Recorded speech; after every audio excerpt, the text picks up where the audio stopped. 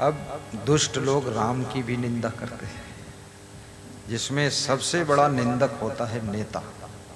नेता को अपनी कुर्सी का खतरा दिख जाए तो अपने बाप का गला तुरंत काट देगा। अपनी पत्नी को रातों रात में छुरी पेट में भोंक के भाग जाएगा। कुर्सी बचनी चाहिए उसकी। अगर उसको लगा कि राम भगवान की भक्ति ज्यादा बढ़ रही है तो नेता उस भक्ति को नष्ट करने में लग जाएगा, क्योंकि वो भक्तों का जो संगठन है उसको डर है कि ये संगठन कहीं किसी एक भगत को खड़ा करके उसी को वोट न दे दे, तो इस भक्ति को बिगाड़ दो, मंदिर को बिगाड़ दो। इसलिए नेताओं का बयान मैंने सुना है। एक नेता कह रहा था ये राम मंदिर बनाने से क्या फायदा, इससे कोई बीमारी ठीक होगी। उसने ऐसा बोला, इससे कोई बीमारी ठीक होगी, इससे अच्छा हॉस्पिटल बना देते तो उसमें बीमारी चली जाती। तो मैंने उनको उत्तर दिया, तू एक बार ये भी बोल कर देख ले, मस्जिद बनाने से क्या फायदा, इसमें हॉस्पिटल बना दे। तो हॉस्पिटल बने ना बने मस्जिद में, लेकिन तेरी लाश तो हो ही जाएगी। तो बोल के देख, ये बोल चर्च बनाने से क्या फायदा, ईसाइयों का जो मंदिर होता है उसको चर्च कहते हैं, बोल कर देख, वर्ड से पैसा आ जाएगा, तेरा सफाया हो जाएगा, ये फायदा हो जाएगा। ये हिंदुओं के मंदिर पे तुझे क्वेश्चन कोटअप करने का अधिकार किसने दिया, और तुझे किसने मना किया है कि तो हॉस्पिटल मत बना। अरे मूर्ख, 200 एकड़ तेरे पास जमीन है, बेईमानी करके लूट के बैठा है प्रदेश का पैसा, तो अपनी जमीन के 100 एकड़ में हॉस्पिटल बनाने तुझको कौन मना किया। और मेरी जमीन में मैं मंदिर बना रहा हूं तो तेरे को दर्द क्यों नहीं, तू मुझको क्यों सलाह दे रहा है कि मंदिर बनाने से क्या फायदा। तो मैं तुझे पूछ रहा हूं, ये 200 एकड़ जमीन रखने से क्या फायदा, इसमें कोई दवाई मिलेगी क्या। तो अब ये नेता लोग ऐसा है, कोई रामायण की निंदा कर रहा है, कोई राम की निंदा कर रहा है, कोई हिंदू धर्म की निंदा कर रहा है। वो बोलता हिंदू धर्म पहले था ही नहीं। अरे पहले ट्रैक्टर नहीं था तो ट्रैक्टर से जुताई क्यों करता तू, पहले मोबाइल नहीं था, तेरा बाप भी पहले नहीं था, अब हुआ है बाप, तब हुआ है आप, पहले नहीं था। हम कहते चाहे जब से हो, जब से है तब से है, अब है तो है, तुम कौन होते उसमें तिकड़म करने वाले। हिंदू धर्म है, सनातन धर्म है, बोलते कोई बोलता है नेता सनातन धर्म तो डेंगू है, मलेरिया है, इसको तो मिटाना ही पड़ेगा। कभी हिम्मत है तो बोल के देख लो कि इस्लाम धर्म जो है ये कैंसर है, इसको मिटाना पड़ेगा, बोल के देखो ना, उसी दिन तुमको मिटा देंगे वो लोग। कभी बोल कर देख लो कि ईसाई धर्म ये डायबिटीज का रोग है, इसको मिटाना ही पड़ेगा, बोलो ना। क्यों नहीं बोलते, क्यों नहीं बोलते। आप जिसको धर्म मानते हो, अपने को ईसाई धर्म का मानते हो, इस्लाम धर्म का मानते हो, उस पे क्यों नहीं बोलते। दूसरे के धर्म को डेंगू और मलेरिया बताते हो, और तुम जिस धर्म को मानते हो उसको अगर दूसरा कह दे ये कैंसर है, डायबिटीज है, ये पागलपन है, तब तुम तलवार लेकर निकलोगे। तो दूसरे के धर्म की निंदा करने का तुम्हारा हक कहाँ है। लेकिन नेता को जब कुर्सी का डर होता है, हारने का डर होता है, और कोई भी संगठन प्रबल होने लगता है, तब वो उस संगठन को बिगाड़ने के लिए अधर्म भी कर देगा, पाप भी कर देगा, भगवान को भी गाली दे देगा, मंदिर को गाली देगा और कुकर्म कर देगा। और ऐसे नेताओं की पार्टी को वोट ही नहीं देना चाहिए। ऐसा नेता अगर तुम्हारा बाप हो तो उसको भी वोट मत दो। जाति का छोड़ो, सगा बाप हो उसको वोट मत दो, वो बाप हार जाए तो ठीक है, अधर्मी है ये तो उल्टा पल्टा बोल रहा है, रामायण के खिलाफ बोल रहा है, उल्टी बात कर रहा है। कोई फिल्मी गीतों के खिलाफ बोले, क्यों नहीं बोलते। ये जो फिल्मी गीत बने हैं जिसमें गा रहे हैं हीरो एक्टर कि मेरी जान जा रही है, और मेरे पेट में 10 छेद हो गए हैं, और मेरे 5 कान लग गए हैं, और मैं उड़ा जा रहा हूँ, तो इनको क्यों नहीं बोलते। तुम्हारा तर्क कहाँ चला गया। तो वही हीरो जो चरित्रहीन है, जिनका कोई आचरण नहीं, उनको तुम टिकट दे रहे हो। वो इसलिए दे रहे हो कि ये हीरो से लोग ज्यादा आकर्षित हैं तो वोट मिल जाएगी, ये जीत जाएगा तो हम पीएम सीएम बन जाएंगे, उसको टिकट दे रहे हो। और उसके हीरो के गीतों का तुम खंडन नहीं कर पा रहे। करो खंडन। अगर आप सत्य को खोज रहे हो तो उसका भी खंडन कर दो, उसकी निंदा कर दो। तो निंदा करोगे तो हीरो जितने हैं वो अथाह धन वाले हैं, तुमको मरवा देंगे, तुम खत्म हो जाओगे, बोलने लायक नहीं रह जाओगे, ज्यादा तुम बकबक करोगे। हिंदू धर्म सबसे सीधा धर्म है, सरल लोग हैं, गाय स्वरूप लोग हैं। सनातन धर्म वाले ये कहते हैं जीव दया और आत्म पूजा। ये ऐसे लोग हैं कहते हैं चींटी से बच के चलना भाई। वो एक हमारा साधु गा रहा था, मार्ग में आए जो छोटी सी चींटी, उसको भी संभल के बचाते चलो। तो मैंने कहा अब एक बार गा दिया तो गा दिया, मत गाना, क्योंकि फॉर्च्यूनर गाड़ी से चलते हो चींटी का मेढक भी कुचल जाता है। झूठा गीत गाते फालतू। तो उसको याद आया कि हमने कहा ऐसे गाओ कि मार्ग में आए दीन दुखी जो, उसको हृदय लगाते चलो और फॉर्च्यूनर दौड़ से भगाते चलो। फालतू गाता है। तो उसके ज्ञान हुआ कि हाँ बात तो सही है। अब झूठा गीत गाओ तो बेइज्जती तो अपनी ही है। अब भाई चींटी को कौन बचा पाएगा। अब गाड़ी से जा रहे हैं, जूता पहने हो, हमारे साथ एक कमांडो है, ऐसा जूता पहने हैं, इधर आ जाओ। चींटी तो चींटी, अगर सांप पड़ जाए तो भी रौंद के मर जाएगा जूते में। ऐसा जूता है। तुम बताओ चींटी बचाओ, वो सांप वो कछुआ सब मत डरी से। अब तो खैर उतार दिया उसने सत्संग में। तो कहने का मतलब है ये झूठा गीत गाए और इतना ज्यादा नर्वस हो गए लोग, इसका जरूरत नहीं। आप अपने देवी देवताओं को देख लो। हनुमान जी जहां मिलेंगे आपको मूर्ति में गदा साथ है मिली, मिलत कि नहीं। दुर्गा देवी जहां बैठी हैं उनके 8 हाथ, इसलिए लेडीज से सावधान रहो। इसके 2 हाथ तो दिखाई देते हैं, 6 हाथ छिपे रहते हैं। ये 8 हाथ वाली दुर्गा है, अगर संभले हो ना है तो मुर्गा तना काटे जी। तो दुर्गा देवी यही है और कौन। पूजनीय होती माता है और इनके हर हाथ में दुर्गा देवी के अस्त्र है। एक हाथ में माला भी है। विष्णु भगवान के हर हाथ में शंख है, चक्र है, गदा है, पद्म, माला, भक्ति भी है। कोई देवी देवता के गले में देख लो माला जरूर होगी, कंठी माला पहने, फोटो में देखो, मूर्ति में देख लो। तो इसलिए हर हिंदू व्यक्ति के गले में गुरु महाराज के द्वारा भगवत माला भी होना चाहिए, पहनना चाहिए। आज हमारे पास में गुरु मंत्र लेने एक सज्जन आए, खड़े हो जो सुबह गुरु मंत्र, ये देखो पगड़ी बांधे, उधर मुड़ के दिखाओ मुंह। ये कल आए थे हमारे पास, तो कल बहुत दुखी थे, आज तो हंस रहे हैं। तो बोले तबीयत खराब है। तो हमने सुनते रहे इनकी बात। फिर बोले कि कुछ डिप्रेशन है और बहुत दुखी हूँ। तो हमने कहा ये जवानी में दुखी है, अभी पूरा जवान हुआ भी नहीं है, पैदा होते न रोग लग गवा है, ये की आगे का दशा हो। तो हमने इसको सत्संग सुनाया 10 मिनट, और लोग भी बैठे थे।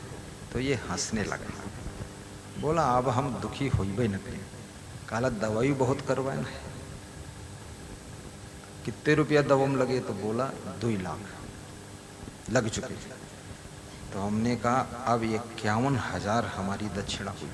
हमने 10 मिनट में ठीक कर दिया और 3 साल से 2 लाख रुपया दियो और ठीक नहीं भयो, और 10 मिनट हम काम कर दें। तो हंसा और 200 रुपया निकाल के हम कर दी। 2 लाख वहां दया हुआ जहां ठीक नहीं हुआ, और 200 हमका धीस जहां 10 मिनट में ठीक होगा, तो ये गुरु बर्बाद न हुई का है? ठगवा लगे 2 लाख और बाबा पाइन 200, और फिर वो चला रही 3 दिन तो 400 का खाई जाई, गुरु निपट के बात खत्म। अब वो कल से हंसत है, अब आज वो हंसत है, अब दिमाग सब सही हो गया, कोई रोग है ये नहीं, सब फालतू सोच, अधिक सोचना, चिंता करना, ये सबसे बड़ी अज्ञानता है। काम जितना कर सकते हो करो, चिंता करने की जरूरत नहीं है। और इस संसार में ज्यादा कुछ बहुत मिलने वाला भी नहीं है, और जो मिलेगा वो भी साथ में जाने वाला भी नहीं है, वो सब यहीं छूट जाएगा।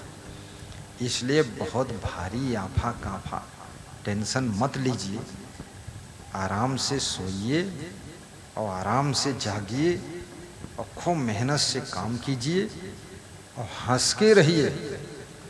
आप दुखी रहोगे तो दूसरों को फर्क क्या पड़ता है, आप रोते रहो तो रिश्तेदारों को क्या फर्क है, आप खूब चिल्लाते रहो किसी से मतलब ही नहीं तुमसे, तो गलत काम मत करो, हंस करके जीवन जियो। तो मैं उसको गुरुमंत्र सुबह दिया, तो वहां 10-12 लोग और खड़े थे, तो हमने कहा तुम भी ले लो, तो कुछ लोग बोले हम ले चुके, तो हमने कहा कंठी बदल लो, फादिल न बतलाओ, कंठी पुरानी हो गई, तो फिर कहीं हाँ बदल दे, तो बदल दी। तो एक बूढ़े बाबा खड़े थे, तो बोले हम दूसरे गुरु से ले चुके हैं। हमने कहा तुम्हारे घर में अगर रोटी बनी हुई खा ले, और पड़ोस घर की मेहरुआ अगर खीर दे जाए तो तुरंत ही 1 कटोरा खा ले। तो जब पड़ोस में यहाँ दूसर गुरु मिलेगा तो 1 कटोरा यहो ज्ञान लो, ले चलो, तो कहीं कंठी डार दो, अच्छा डार दो। अब कह रहे हम वैष्णव हन, तो हम कहें हम कहो कोई दरुहा हन, हम वैष्णव के बाप हन, हम भी व्यसन मुक्त। वैष्णव का मतलब क्या होता है? व्यसन मुक्त होना। वैष्णव जिसमें व्यसन नहीं है वो वैष्णव है। तो उसने ले लिया गुरु मंत्र हिम्मत करके। अब पहले वाला जो गुरु है उसकी ही कृपा से ये गुरु मिले। अब वो गुरु इस गुरु तक पहुंचा दिया, अब ये गुरु आपको और आगे बढ़ाएगा और बढ़ाएगा आगे, आत्म कल्याण करा देगा, ज्ञान दे देगा। इसलिए तो मैंने उनसे कहा बाबा तुम सुबह 5:30 बजे दंड मुगदर कर रहे थे, तो बाबा वहां खड़ा हुआ मैं छत से देखा, उठक बैठक कर रहा था। देखिए कम से कम उस बूढ़े व्यक्ति की आत्मा जो है शरीर के लिए जाग चुकी है, तो दंड मुगदर कर रहा था। और कितने जवान धुरंधर मरे चूहा तना परे रहे। बूढ़ आदमी दंड मुगदर कसरत, और जवान हल्दी मिर्चा अदरक, और श्री रामचंद्र दशरथ। कम से कम अपने शरीर के लिए तो जागृत हो जाओ बाबा। कोई व्यायाम नहीं करना चाहते ना, आधा घंटे पहले उठ जाओ, थोड़ा व्यायाम कर लो तो कौन बुराई है। बाबा का परिचय करा देता हूं, खड़े हो बाबा। तो देखो ये इस उम्र में दंड मुगदर कर रहे थे, देखो। और उनसे पूछ लो जाकर, वो बीमार भी नहीं होते होंगे, और वो अपने बेटों से ज्यादा मजबूत हैं। तो शरीर के लिए जागो, शरीर थोड़ा इसको व्यायाम भी करा दो, टाइम पर उठ भी जाओ। और सोने की भी कोई थाह नहीं, 10 घंटा सो तो भी नींद पूरी होने वाली नहीं। जिंदगी पूरी हो जाएगी, मौत पूरी हो जाएगी, पर नींद पूरी नहीं। 6 घंटा सो तो भी काम चल जाएगा, 7 घंटा सो तो सफिशिएंट, 8 घंटा सो तो थोड़ा ज्यादा है, और 10 घंटा सो तो कुंभकर्ण हो। और 16 घंटा सो तो तुम भैंस हो। हाँ, भैंस तना हर समय पड़े रहो और क्या। एक लड़का कह रहा था हमारी बुआ जो है, बुआ माता जी को बुआ कर रहे, कह ली ढोल तना परी रहती है, हम हिस कहीं से, और उनकी अम्मा रहे तो हम कहें अपनी अम्मा को ढोल बताओ था, कहीं ढोल, कह रहा इनकी ढोल 20 साल से देख रहे हैं, 20 लाख की दवा खाई गई है, तसला भर भात और दाल घोर के खाती है, और ठौरे पहुड़ रहती है जमीने में हमारे, उठ के बिस्तरों पर नहीं जाती, और कही दो तो वह तसला उठा के मारी देती है। गुस्सा बहुत है और बीमार बहुत है और खाती बहुत है और ढोल तना परी रहती है। अब ये गलत बात है। समय का भी ध्यान रखो। आप समय के आगे और समय के पीछे कार्य करोगे, आपकी मेहनत व्यर्थ हो जाएगी। टाइम पर सही निशाना मारो। अब 5 साल की उम्र में विवाह करो, तो 5 साल के बच्चे के विवाह से क्या मतलब। नेपाल में लड़का लड़की पैदा ही नहीं हुए विवाह कर दिया लोगों ने, तो हमने कहा कैसे किया विवाह। बोले हमार दोस्त थे, तो हमने कहा भाई अगर तुम्हारा लड़का हो जाए हमारी लड़की हो जाए तो हूँ समधी बनी, और हमरे लड़का हो जाए तुम्हारे लड़की हो जाए तो हूँ समधी बनेगा। तो बोले लड़का लड़की तो रहे नहीं, तो हम दोनों मिलकर और चक्कर काट देना, हम कहें हो ही गवा। अब बोले पैदा भे तो हमारी लड़की रहे इनका लड़का, बस मान ले। और बताइए दहन लड़का के हैं 2 साल बाद की या तोरी पत्नी बनी हो, ये तो पति बनी। बोले वो इंतजार ही करें 16 साल तक। हाँ बियाह अभी इसी बिना पैदा भय बियाह करते, कहीं विकलांग पैदा हो जाए, मूर्ख पैदा हो जाए, ऐसा ना समझ आ ब्याह हो गया। बहुत एडवांस भी नहीं करना, 80-90 साल की उम्र में विवाह कर रहे तो ये भी गलत बात है। समय का ध्यान रखो, किस समय क्या करना है, और परस्पर प्रेम से भी रहो। संसार नाशवान है, छूटने वाला है, जरूर छूटेगा, लेकिन जब तक जिंदगी है तब तक प्रेम से रहोगे तो सुखी रहोगे। ये तो है संसार नाशवान है, सब छूट जाएगा, परंतु पति पत्नी भी प्रेम से रहो, पिता पुत्र भी प्रेम से रहो, भाई भाई भी प्रेम से रहो, और ईमानदारी से रहो। प्रेम क्यों टूटता है। आलस्य करोगे तो प्रेम टूटेगा, बेईमानी करोगे प्रेम टूटेगा, गुस्सा करोगे तो प्रेम टूटेगा, गलत काम करोगे तो प्रेम टूटेगा। प्रेम अपने आप नहीं टूटता है, प्रेम को तोड़ने के लिए भी बहुत कुछ कुकर्म करना पड़ता है, तब प्रेम टूटता है। दारू पियोगे प्रेम टूटेगा, उल्टा पल्टा काम करोगे प्रेम टूटेगा, इधर उधर घूमोगे तो प्रेम टूटेगा, फिजूल खर्ची करोगे प्रेम टूटेगा। तो प्रेम को बचाने के लिए दुर्गुणों से मुक्त होना जरूरी है, और दुर्गुणों से मुक्त होने के लिए सत्संगी होना जरूरी है, और सत्संगी बनने के लिए गुरु का मजबूत भक्त होना जरूरी है। गुरु के मजबूत भक्त बनो। मजबूत भक्त किसे कहते हैं कि गुरु जब जब पास में आ जाए तो दर्शन के लिए मन बेचैन हो जाना चाहिए। ऐसा नहीं सोचना है अरे अभी 2 महीने पहले तो दर्शन किए थे, अब क्या करना है, अरे अभी कल गए थे अब आज फिर वहां क्या लेने जाए, अरे कल तो केला ले गए थे अब आज क्या ले जाना है, चलो ऐसे हो जी। ऐसा नहीं है, बार बार दर्शन, हर रोज का दर्शन कुछ नई सीख देता है, हर रोज का प्रवचन कुछ नई प्रेरणा देता है, हर रोज का ज्ञान कुछ नया दिशा प्रदान करता है, और हर रोज की सेवा कुछ नया पुण्य हमको दे देती है। हर रोज का दान। आज हमारे पास में जौनपुर के एक भक्त जी आए, जोगिंदर सिंह प्रजापति, खड़े हो। तो आते ही इन्होंने सुबह सुबह फर्स्ट नंबर 50 रुपया दान दिया, बंदगी किया, चरण छुआ। तो हमने कहा प्रात काल करे जो दाना सो पावेगा पद कल्याणा। इन्होंने ये नहीं सोचा कल आए थे तब दान दिया, फिर शाम को बंदगी किया तब दिया, और दान पात्र में लाए थे वो दिया, और आज सुबह मिले तब क्यों दें? नहीं, सुबह के दान का कुछ अलग प्रभाव था, कल के दान का अलग प्रभाव था, कल के दर्शन का अलग प्रभाव था, आज के दर्शन का अलग प्रभाव है।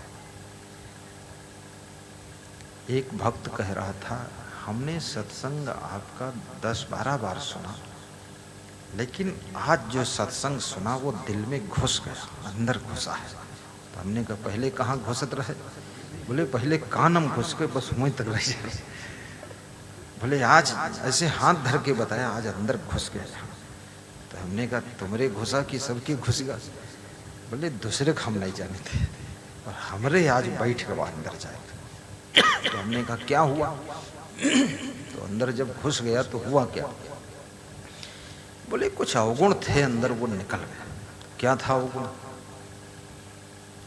बोले सत्संग तो आपका सुनता जरूर था मैं, पर मैं अपनी पत्नी को गाली बहुत देता था, और हमारी पत्नी बहुत घायल हो जाती थी, रो लेती थी हमारी गालियों से, अंड बंड में बोलता था।